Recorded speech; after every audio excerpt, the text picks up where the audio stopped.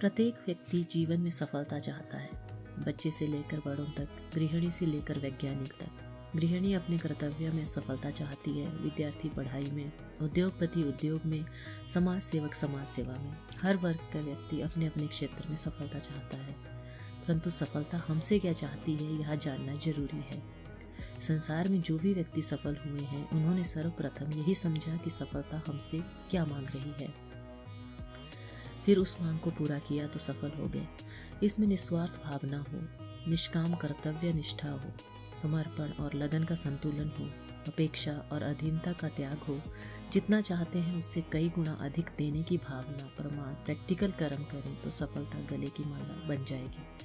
तो आइए सफलता पाने की कुछ विधियां समझते हैं। हद से ज्यादा मेहनत करो। जो मेहनत से पीछे भागते हैं वे कभी आगे नहीं जा सकते। एक कदम आगे बढ़ाने के लिए पिछला कदम छोड़ना पड़ता है।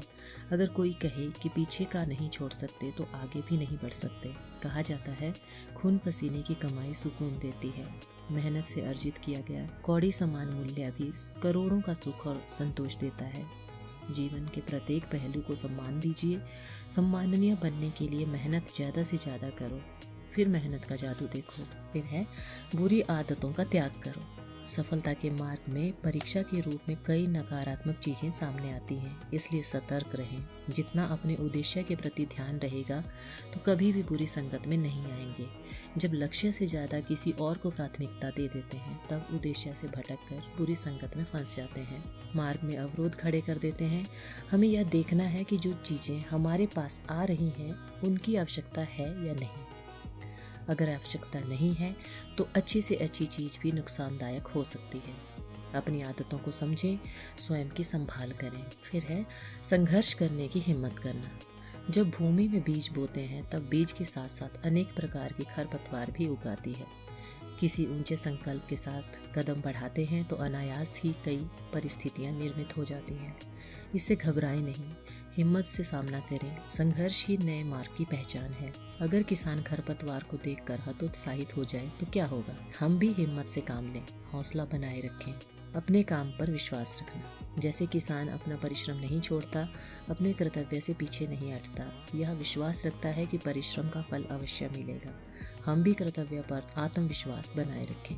सफलता का आधार विश्वास है। जिन्होंने भी विश्वास बनाए रखा, सफलता उनके कदमों में आ पहुंची।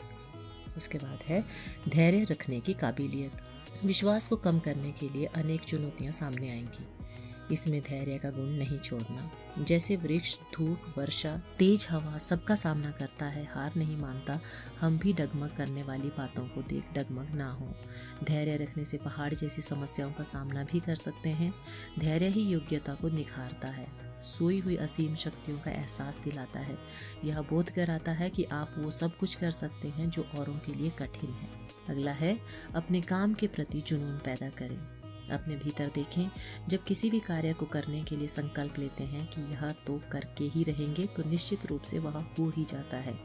जहाँ जुनून हो वहाँ कोई भी विपरीत बात हिला नहीं सकती। कार्य चाहे छोटा हो या बड़ा, जुनून के साथ करो, साधारण रूप से नहीं और समय से पूर्व संपन्न करो। लगन और समर्पण से किया गया कार्य सफल होता है। सफलता और असफलता को बुद्धि से निकाल संपूर्ण निष्ठावान होकर कार्य करो तो निश्चित ही सफलता के अधिकारी बन जाएंगे। उसके बाद है सफलता का मार्ग मुश्किल से होकर गुजरता है। जैसे सोना अग्नि में तपकर ही शुद्ध बनता है, वैसे ही सफलता का मार्ग भी मुश्किलों से होकर गुजरता है। मुश्किलों से भागो नहीं, अपितु मुश्किलों को साथी मान आगे बढ़ो।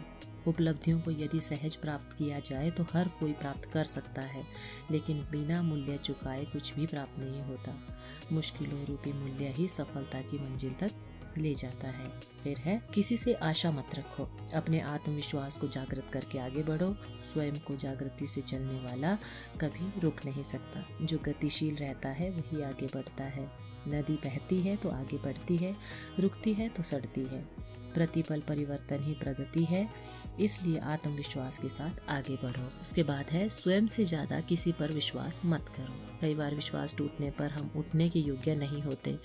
जो अपने आत्मविश्वास के साथ कदम बढ़ाता है वह गिरकर भी संभलने की क्षमता रखता है। जो दूसरों पर निर्भर होकर चलता है वह कभी भी गिर सकता है, टूटकर बिखर सकता है।